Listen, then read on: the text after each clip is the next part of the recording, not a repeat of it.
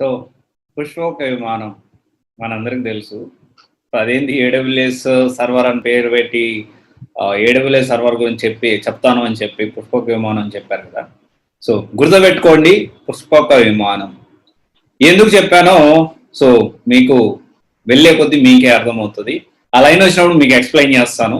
So, జనరల్‌గా మనము ఈ సర్వర్స్ గురించి, ఈ క్లౌడ్ కంప్యూటింగ్ గురించి లేకపోతే ఈ ఏడబ్ల్యూఎస్ గురించి తెలుసుకునే ముందు అసలు ఫస్ట్ ఆఫ్ ఆల్ కంపెనీకి ఈ ఏడబ్ల్యూఎస్ ఈ సర్వర్ ఈ క్లౌడ్ కంప్యూటింగ్ వల్ల ఎలా యూజ్ అవుతుందో ఒక చిన్న ప్రాసెస్ చెప్తాం మీకు. రైట్, మనందరికి తెలుసు ప్రతి బిజినెస్ స్టార్ట్ అవ్వాలి అంటే మనకి బేసిక్గా వెబ్సైట్ అనేది చాలా ఇంపార్టెంట్ అని మనందరికీ తెలుసు. మనం ఇప్పుడు నార్మల్గా మన షాప్కి కానీ మన బిజినెస్ కానీ మన కంపెనీకి ఒక ప్లేస్, ఫిజికల్ ప్లేస్ ఎలాగో ఆన్లైన్లో మనం రెంట్ తీసుకుంటాం ఒక కొంచెం ప్లేస్ని. సో చాలా నార్మల్గా అందరికి అర్థమయ్యేలాగా చెప్తాను, శాలరీస్ కూడా చెప్తాను.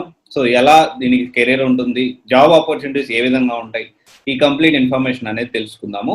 సో ఇప్పుడు మనకి ఆఫ్లైన్లో మనకి ఒక బిజినెస్ పెట్టాలన్నా, ఒక కంపెనీ పెట్టాలన్నా, దేనికైనా మన ప్లేస్ ఎలా కావాలో ఎట్ ద సేమ్ టైం ఆన్లైన్లో మన వెబ్సైట్ ఏదైతే ఉందో ఆ వెబ్సైట్ని ఆన్లైన్లో ప్రజెంట్ చేయడానికి మనకి ఒక సర్వర్ అనేది ఒక రెంటల్ ప్లేస్ లాగా కావాలి.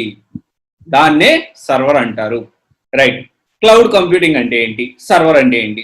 జనరల్గా ఇప్పుడు ఒక చిన్న ప్రాసెస్, ఒక కంపెనీకి రిక్వైర్మెంట్ ఏంటి? First of all website develop చేసే వాళ్ళు కావాలి, మార్కెటర్స్, డిజిటల్ మార్కెటర్స్ కావాలి, డిజిటల్ మార్కెటర్స్కి సపోర్ట్గా గ్రాఫిక్ డిజైనర్స్ కావాలి. దీనికి ఈ వెబ్సైట్ మెయింటెనెన్స్కి దాని సపరేట్ టీమ్ అనే వాళ్ళు ఉంటారు, డెవలప్ చేసిన వాళ్ళు కూడా చూసుకుంటారు, టెస్టింగ్కి మళ్ళీ ఉంటారు.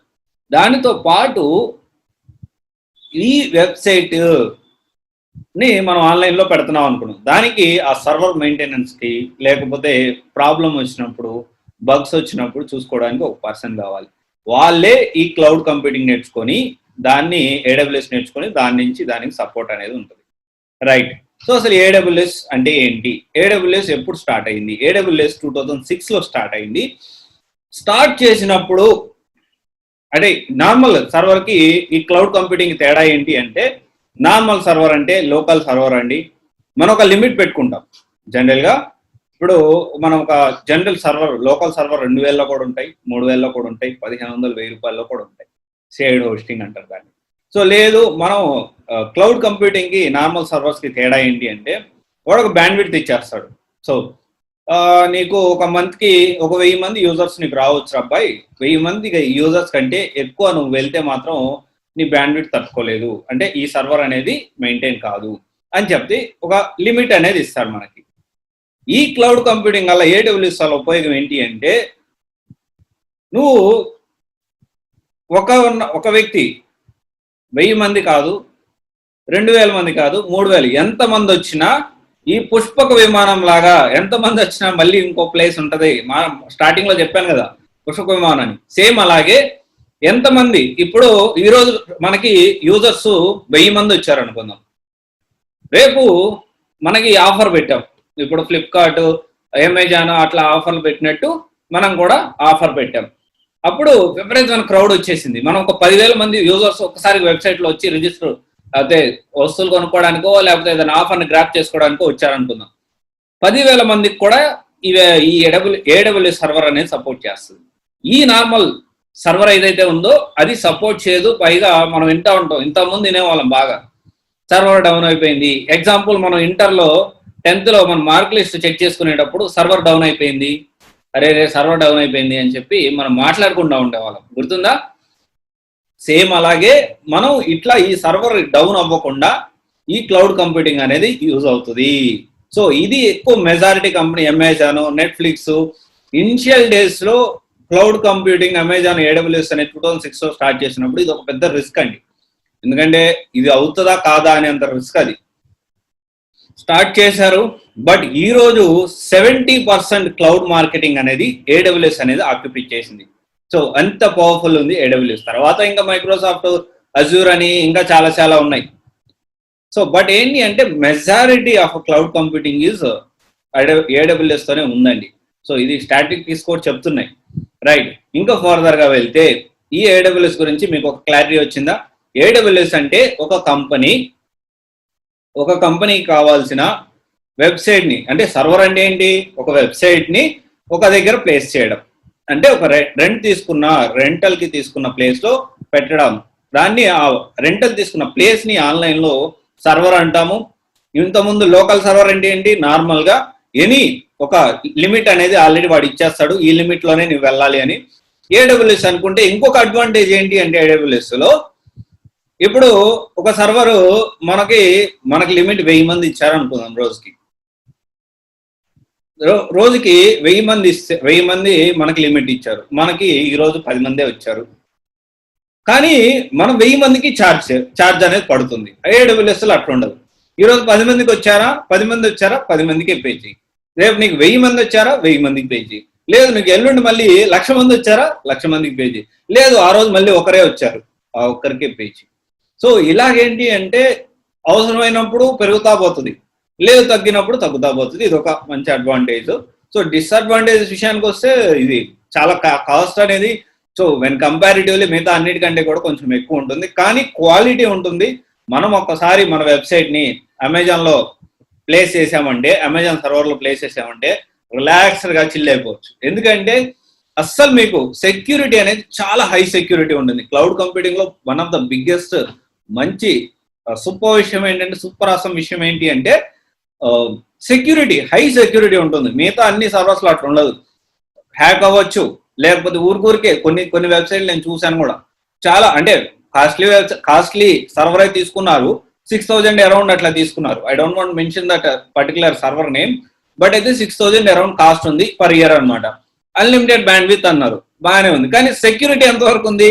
అదే మళ్ళీ SSL సర్టిఫికేట్ కూడా ఉంది. SSL సర్టిఫికేట్ ఉన్నా కానీ ఒకటికి 3-4 సార్లు విత్ ఇన్ 10 days హ్యాక్ అయింది ఒక కంపెనీ వెబ్సైట్ అనేది.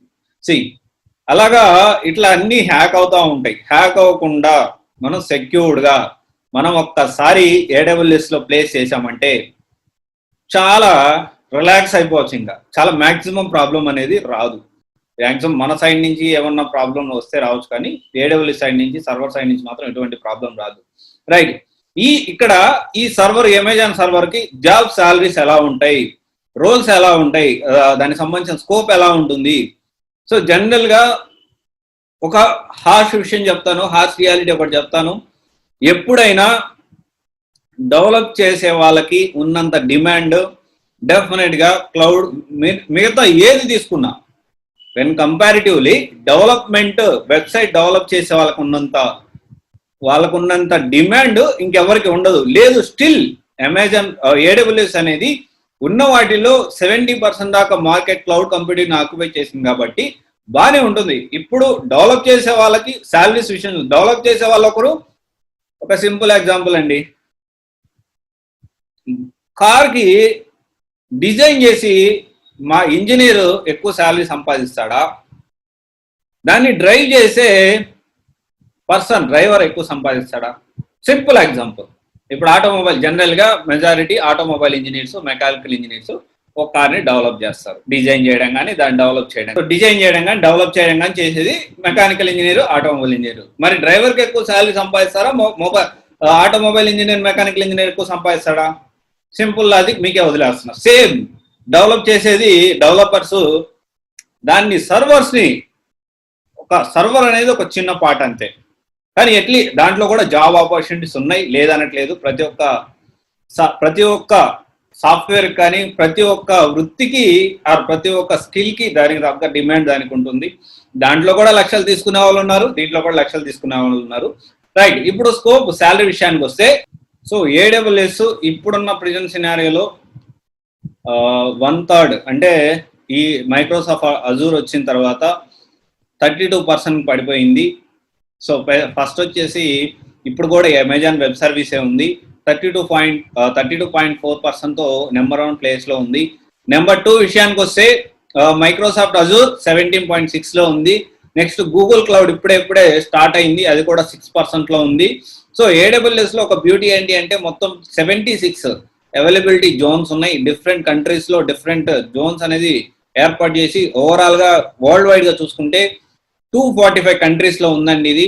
నెక్స్ట్ సో శాలరీ విషయానికి వస్తే ఇండియాలో ఆల్మోస్ట్ తక్కువ వేసుకున్నా కానీ 3.5 లక్షలు ఉందండి. 347K ఎగ్జాక్ట్లీ, చాలా తక్కువ వేసుకున్నా కానీ.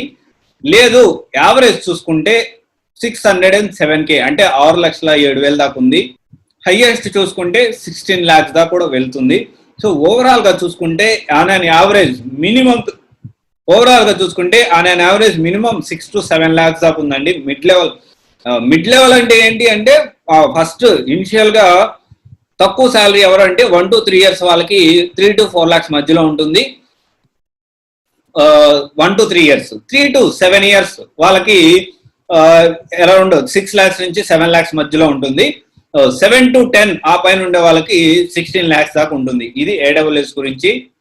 సో మన ఇండియాలో ఎక్కువ ఎక్కడ మనకి ఈ ఆపర్చునిటీస్ ఉన్నాయని చూసుకుంటే బెంగళూరు 7% తో టాప్ లో ఉంది. సెకండ్ ప్లేస్ లో మహారాష్ట్ర, పూణే మహారాష్ట్ర ఉందండి. థర్డ్ ప్లేస్ లో గుర్గాన్ హర్యానా ఉంది 3% తో. నెక్స్ట్ హైదరాబాద్ లో 1% మాత్రమే జాబ్స్ ఉన్నాయి. సో ఇంకా ఉత్తరప్రదేశ్, ముంబై, మహారాష్ట్ర, తమిళనాడు ఇలా చాలా ఉన్నాయి. కానీ మెజారిటీ మాత్రం బెంగళూరులో ఉన్నాయండి. సో బెంగళూరులో సెటిల్ అవ్వాలనుకుంటే AWS నేర్చుకోండి. లేదు హైదరాబాద్ లో సెటిల్ అవ్వాలి అంటే డెఫినెట్ గా ఇదంతా మంచి ఆప్షన్ కాదని నేను అంటాను. సో ఈ అంటే స్టాటిస్టిక్స్, యాజ్ పర్ స్టాటిస్టిక్స్ అండి ఇవన్నీ చెప్తుంది నేను. సో చాలా డీటెయిల్డ్ అనాలిసిస్ అయితే చేసాం దీని మీద. మన టీం చాలా డీటెయిల్ అనాలిసిస్ చేసి ఇప్పుడు ఈ కంటెంట్ అంతా మీకు ప్రొవైడ్ చేస్తున్నామండి. సో బేసిక్ గా ఇది నేర్చుకోవద్దా అనేది చూసుకుంటే డెఫినెట్ గా నేర్చుకోవచ్చు మీకు ఇంట్రెస్ట్ ఉంటే. ఏదైనా కానీ దేనికి సంబంధించిన అయినా కానీ స్కిల్ నేర్చుకోవడం ఇంపార్టెంట్. అది ఏ స్కిల్ అయినా కానీ, కాకపోతే అది పర్ఫెక్ట్ గా నెక్స్ట్ డెకేడ్ లో ఉంటుందా ఉండదా అని చూసుకొని నేర్చుకోవాలి. ఏ స్కిల్ నేర్చుకున్నా కానీ పర్ఫెక్ట్ గా నేర్చుకోండి. డెఫినెట్ గా మీరు ఆ స్కిల్ ని కరెక్ట్ గా మీరు నేర్చుకున్నారంటే డెఫినెట్ గా మీకు శాలరీ కానీ కెరియర్ కానీ మంచి గ్రోత్ ఉంటుంది. సో ఆల్వేస్ ఎప్పుడు కొత్త విషయాలు నేర్చుకోవడానికి ఇష్టపడండి. So that is the main important thing if you want get into software అనమాట. మీరు సాఫ్ట్వేర్ లో రావాలి అంటే మీరు మైండ్ సెట్ అనేది, నేను ఒక కోర్స్ నేర్చుకున్నాను దెన్ ఐఎమ్ ఓకే, నేను సెటిల్ అయిపోయాను అనే మైండ్ సెట్ తో మాత్రం సాఫ్ట్వేర్ కి దయచేసి రావద్దండి. మీరు చాలా ఇబ్బంది పడతారు. ఒకవేళ మీరు వచ్చిన తర్వాత మీకు శాలరీ పెరగాలన్నా, లేదు సాఫ్ట్వేర్ ఇండస్ట్రీలో జాబ్ నిలబెట్టుకోవాలన్నా కానీ మీరు ఎప్పటికప్పుడు అప్గ్రేడ్ అవుతా ఉండాలి. అవుట్డేటెడ్ అయిపోతే మీకు శాలరీ పెరగదు, గ్రోత్ ఉండదు, మిమ్మల్ని జాబ్ లో నుంచి తీసేసే ప్రమాదం కూడా చాలా ఉంది. మళ్ళీ మీరు జాబ్ లో నుంచి తీసేసిన తర్వాత సాఫ్ట్వేర్ లో జాబులు లేవు అని చెప్పి వచ్చే వాళ్ళని డిమోటివేషన్ చేస్తారు. అలా వద్దు. మీ మైండ్ సెట్ వచ్చే పని అయితే ఎస్ నేను ఎప్పటికప్పుడు కొత్తగా నేర్చుకుంటాను, అప్డేట్ అవుతాను, ఓకే దెన్ వెల్కమ్. మీరు లేదు నేను ఒక కోర్స్ తీసుకొని నేను లైఫ్ అంతా ఈ కోర్స్తో బతికేస్తాను, 3 నెలల్లో నేను కోర్స్ తీసేసుకుని అంటే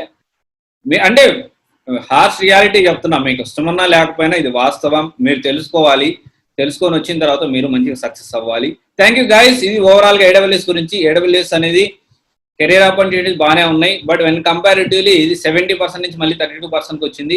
సో ఇప్పుడు అంటే మిగతా అజూర్ వచ్చేసింది. అజూర్ 17.2% ఉంది. నెక్స్ట్ విషయానికి వస్తే గూగుల్ క్లౌడ్. సో డెఫినెట్ గా గూగుల్ క్లౌడ్ అనేది అన్నిటినీ మొత్తాన్ని కొంచెం డామినేట్ చేసే విధంగా ఉంటుంది. సో చూద్దాం ఏం జరుగుతుందో కమింగ్ డేస్ లో. బట్ AWS అయితే ఆల్రెడీ ఎస్టాబ్లిష్డ్ అయిపోయిన టెక్నాలజీ కాబట్టి అది నేర్చుకోవడంలో నెక్స్ట్ 5 to 8 years దాకా పెద్ద ప్రాబ్లం ఉండకపోవచ్చు. Thank you guys. This is Vanya signing of.